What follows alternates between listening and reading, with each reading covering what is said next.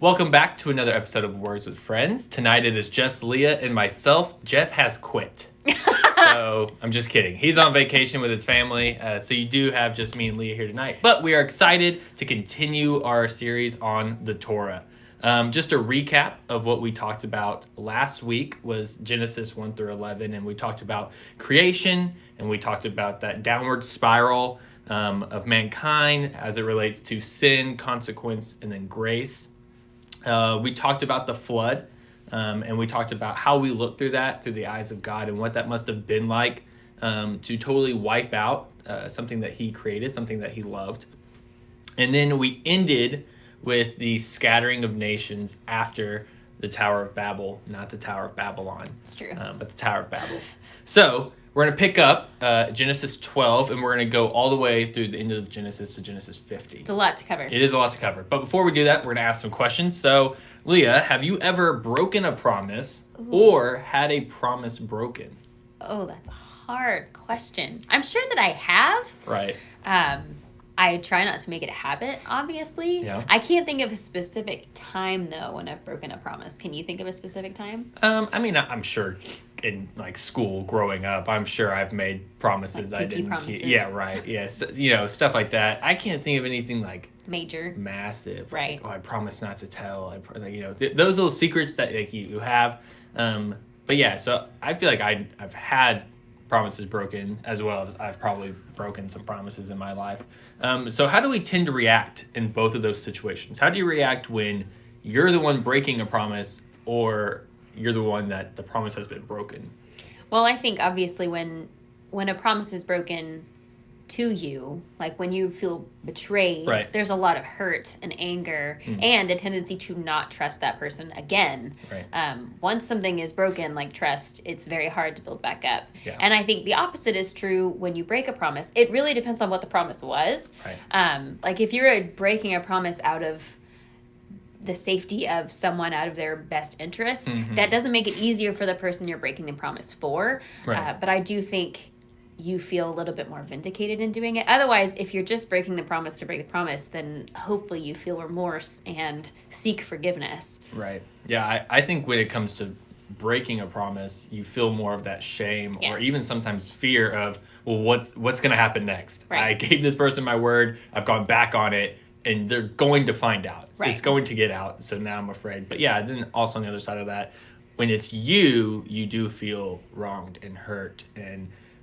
some people are better at building trust back than others. Some people almost never give trust back out ever again. So tonight we're going to look at how God kept his promises, even though time and time again, his creation keeps failing at holding up their side of the deal. So we're going to watch this video. When we come back, we're going to discuss all of what it looks like for God and his promises. We're walking through the book of Genesis, which is made up of these two main parts. And the first part begins in the garden, where we watch humanity spiral downward in self-destruction, and it ends in the Tower of Babel, where a rebellious humanity is scattered by God. Then the second part of Genesis zooms in and focuses on just one family. And right in the middle is this story that links the two parts of Genesis together and helps us understand what the whole book is all about. So how do we get from the Tower of Babel to the story here in the middle? Well, after the scattering at Babel, there's this genealogy, and it follows one of the tribes all the way down to this one guy named Abram. You probably know him as Abraham. And God starts making all these promises to Abraham, like he's going to bless him and give him a ton of kids. And he says that through him and his family, all the nations of the earth are now going to find God's blessing. So basically, God is trying to restore humanity back to the goodness of the garden and to his original intentions for the world. So it's like his rescue plan for humanity. And that's why the whole second half of Genesis is about this one family. And so you have Abraham, and then he has his son Isaac, who has Jacob, and then Jacob has 12 sons. And to each generation, God renews his promise to bless them and all nations through them. So because of this promise to use this family to rescue the world, it's pretty easy to read these stories as examples of how to be a good person. But actually, for the most part, this family is totally dysfunctional. So for example, let's go back to Abraham.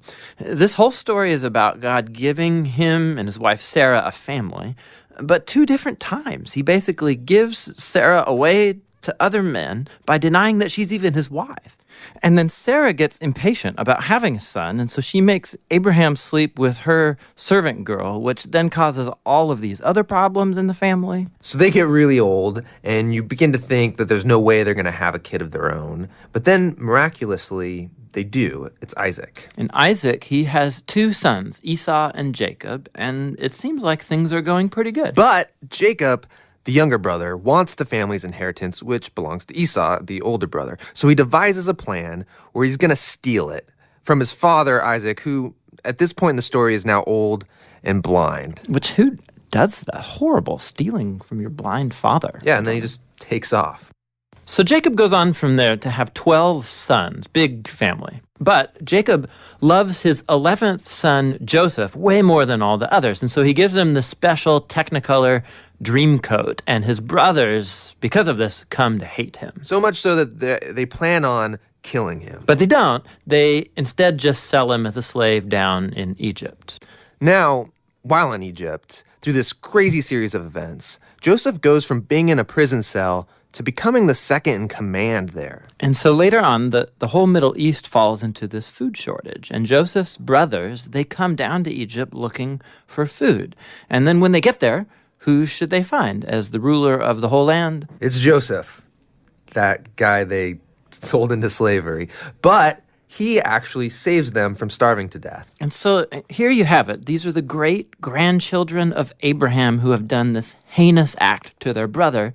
But God has transformed their evil into something good. And that's exactly what Joseph says here in the last paragraph of the entire book. He says, you guys planned all of this for evil, but God planned it for good, to save people's lives. Now, these words, they conclude the book because they actually summarize the message of the whole story so far. Humans keep choosing evil, and we are thinking they're screwing up God's plan, but he keeps turning their evil back into good. And somehow, he's going to use this family to restore humanity back to the garden. So that's the book of Genesis. But we still don't know how exactly he's going to use this family to bring us back to the garden. Well, yeah, but this is just the first book. So that's what the rest of the Bible sets out to answer. Hey there. All right, so we're back. Hopefully you enjoyed that video. So Leah, just initial thoughts right after watching it. I keep coming back to the point that God's promise is in his timing, not ours. And I think that's one of the big failings in this part of the book is that people just get impatient. Mm-hmm.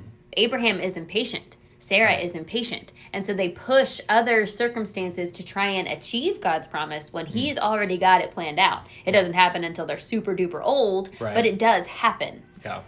Yeah, I think for me, what sticks out to me is how 1 through 11 are kind of big picture, and then from here on out, we zoom in on this one family. Right. For generations. Yeah, for generations, who the promise was given to, and how it affects different generations of this family. So I thought this was an interesting thought. When you look at the Bible as a resurrection, or not a resurrection, as a restoration plan for God to have a relationship with his people again, how does this change your view of the Bible? Because I think a lot of people view the Bible as, oh, these are a set of rules or a set of commands, or it's the story of Jesus. But if you zoom way out of it, and the entire Bible is the restoration plan of how I'm going to get from point A back to point B with my creation. How does that change your view of Scripture? I think just like looking at a novel or a set, when you see the whole story, when you see how it ends, when you see the resolution, it's so much easier to look at the deep, dark places with a different perspective. And I think that's what we're doing with this series is looking at moments that seemed so dark and so terrible for humanity, and looking at them through the eyes of God and saying, yes, that was terrible, but I used that to progress this story to rescue you all. Right. I think it kind of helps you when you get caught or stumble over different parts of the Bible. It's easy to then zoom out and go, okay, why is all this happening? Why is this bad thing happening right here? Why is there still war? Why is there a conflict? If you zoom out and go, okay, well, it's all for the restoration of our relationship with God. Right. It kind of to me, would provide comfort in those moments when I don't understand, I don't quite know why this is happening. Well, I know why it's happening. It's happening because God had a plan from the beginning, and this is the story as it unfolds. So we talk about these promises, and this video goes through all the broken promises that we see with his people. So, of course, with Abraham, he gives his wife away twice.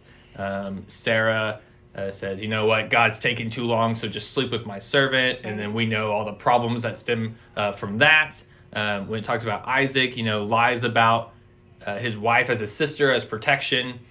Jacob stealing birthright, also then deceiving Isaac when he is blind. Then we talk about the 12 sons and that whole problem and how they sell Joseph to Egypt.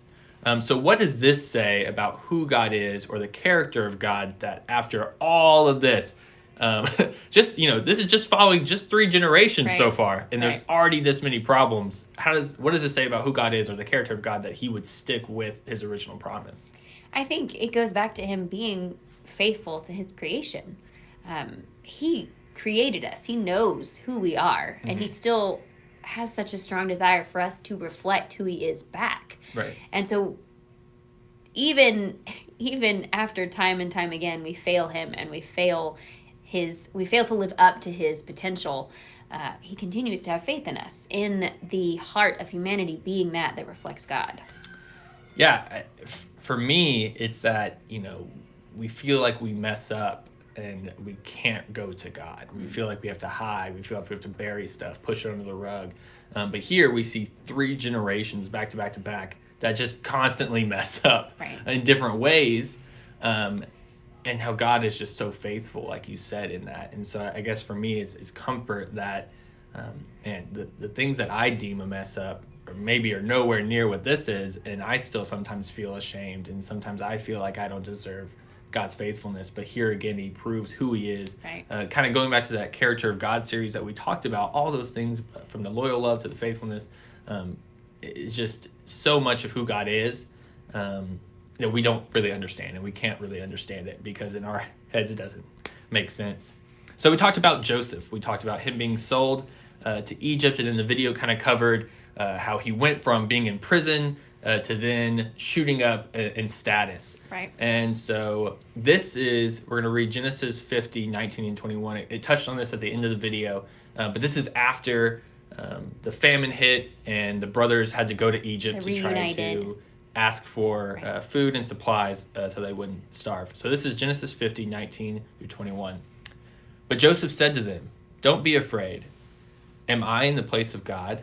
You intended to harm me, but God intended it for good, to accomplish what is now being done, the saving of many lives. So then don't be afraid. I will provide for you and your children." And he reassured them and spoke kindly to them. So Leah, how do Joseph's words to his brothers summarize God's role, both in Joseph's story, but also the entire story so far? I mean, I think that's exactly what God says every time we mess up. It says, look, you messed up, and you're going to continue messing up, but I'm going to use that mistake and what you've learned from it to further my story. And I mean, the story of Joseph is just so crazy. It is. And I think that's why one reason it makes such a good Bible story to teach kids is because, look, you're not ever going to believe what happened. And how through all of that story, God was with Joseph. Every time it says God was with Joseph in the pit, in the jail, every step of the way. And that's what God is doing in our lives. Every time we screw up, when we come to him and say, I messed up again, God's like, I know that, and I hear you, but here's how I'm going to change it. And we're not going to see the effects of that immediately, just like Joseph didn't see the effects of that immediately. But I think, again, when we look at the whole story of our lives, we're going to see how in the deepest, darkest pits, God was there and used that moment to progress us forward. Yeah, when you read this story, in the back of your head, you're thinking, this is the perfect setup for revenge. Oh, yeah. Joseph can get what these guys have been having coming to them for years and years and years. He can now step up and say, look where I am now, and no thanks to you. Like, you sold me as a slave, but here I am, second in command, basically. Right. And what's so crazy to me is at the very end of that when he says, and he reassured them and spoke kindly to them. So it wasn't out of malice. yeah, I'm going to give you all this stuff to show you how great I've Right. become. I'm giving this stuff out of kindness. Right. And I think that that's what God does as well. God does not showboat in blessing us. It is because he wants to. It is that kindness. It's in the reassuring that he is going to maintain his faithfulness that he promised. And he speaks kindly to us. So that was kind of the theme of Genesis, right? Humans keep choosing evil, and God turns that evil back to good. Right. He finds a way. He plans an alternative route. He calls an audible. Anytime we mess up, he finds a way to then point it back to the glory of who he is, back to the kingdom of who he is. So, Leah, closing thoughts on Genesis. I've enjoyed this. And Genesis is dense. Like, it is 50 chapters, but Right. we've, in 2 videos, kind of encapsulated what the whole theme, or the 2 themes of the book are. So I'm excited to see what it has to do on Exodus, because that's even crazier. Yeah. Yeah, I think for me, just like you said, 50 chapters, 2 videos. Right. There's so much more in there. So I invite you to go into Genesis, really break it down, covering from 12 to 50. We obviously crammed a lot of things and obviously left some details out. But I invite you to go back, read it yourself, really start asking yourself, well, what are the themes here? What do I see here? And I invite you back, like we said, next week we'll be on Exodus as we continue our series through the Torah. God bless.